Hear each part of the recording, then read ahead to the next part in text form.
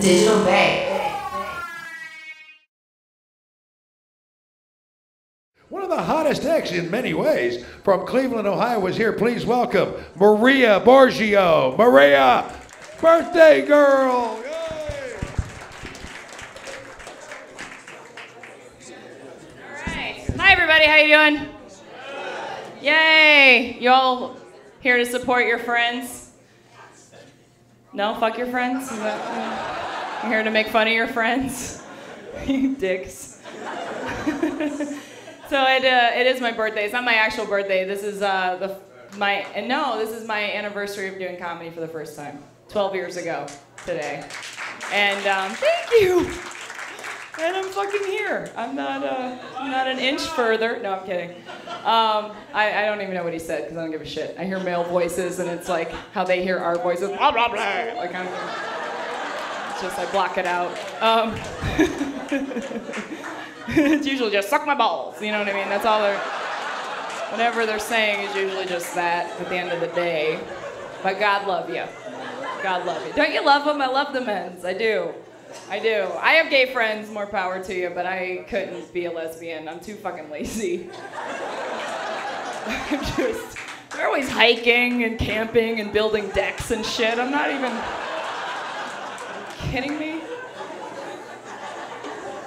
Sometimes I pretend I can't do math just so you'll do it for me, just to save the energy. I don't know, and they believe you and they do it for you. It's awesome. Love men. They're the most useful creatures on the planet. I swear to God, they are.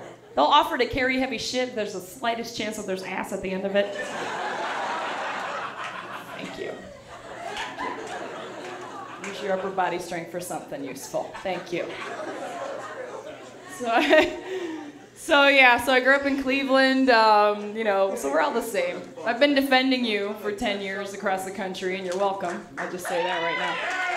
I have. It's so horrible. Do you travel and tell people you're from Ohio or Cleveland or Akron or whatever, and they're like, oh, I'm sorry. I hate that shit. I get it all the time. And then I'm like, oh, have you been there? No. And I just want to stab them in the neck with something sharp and be like, oh, I just saved you a trip. That's what it's like. Since you're so damn smart. Oh, shit. Yeah, but I grew up in Cleveland. I used to have a house in Ohio. 12 years, and I'll tell you what, my bank account is not richer, but my life is. It is. I've enjoyed the travels and stuff. But yeah, I used to have a whole house in Ohio and in Cleveland. A whole house. The yard and shit. Everything was, my father was proud. Remember that? Oh, you weren't there. But he was 12 years ago. I had a license to trade securities and quit to become a comedian. And try dropping that on your father. No, really, it'll be great. I think that's why the economy tanked too, because people like me had licenses to trade securities. Like, they teach you to take the test, and I'm like, I can do that shit, you know what I mean? I passed the test. I had no idea what I was doing.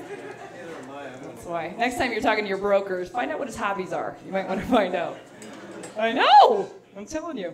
But I got a letter one time, when I had my house, I got a letter once from my city inspector that said that the address on my house was too small, and if I didn't get bigger numbers, I'd get a fine.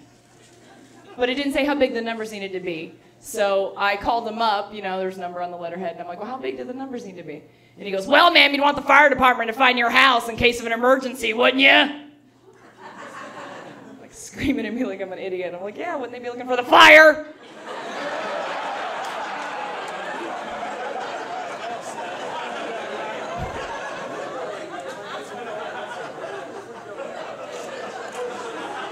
Smoking flames and shit, I don't know.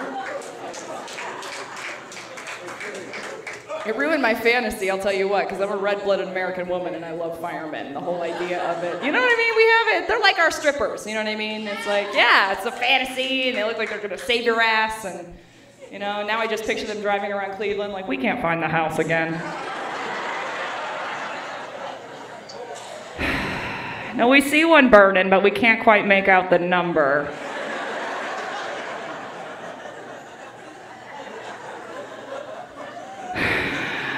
You know what? Fuck it. We're coming back to the station.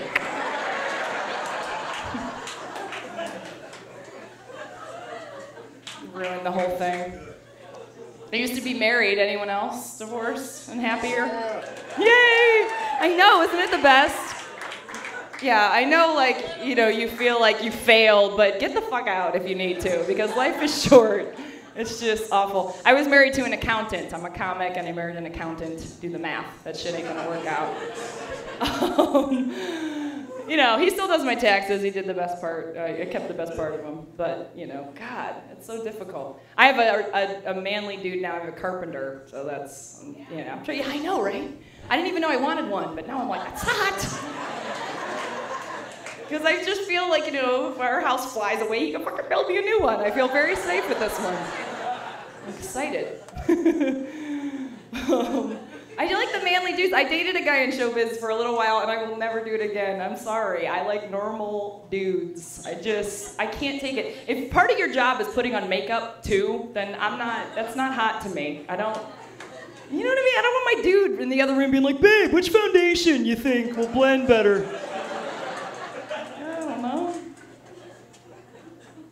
And I love my comic friends, and I don't want to, you know, you have giant dicks, and I'm sure you're huge. But I don't want to put you down. I'm sure you're great. But, you know, being in show business can get a little effeminate if you're a male. You know, Brad Pitt gets makeup on and stuff. It's weird. I don't know. My guy friend was doing Conan one time, and he called me and said, Maria, I'm doing Conan, and I'm all good. I bought a mud mask. What do I do? I'm like, what do you mean, what do you do? Like, doesn't it come with directions? Like, who just gives someone mud and he's like, fucking good luck? Nobody. You just don't want to read the directions. So I'm like, well, what I suggest you do, I've used these before, is you just spread it on, and then you think about how disappointed your father is for a while. It'll dry, and then you rinse. You'll have a nice, supple face, you faggot.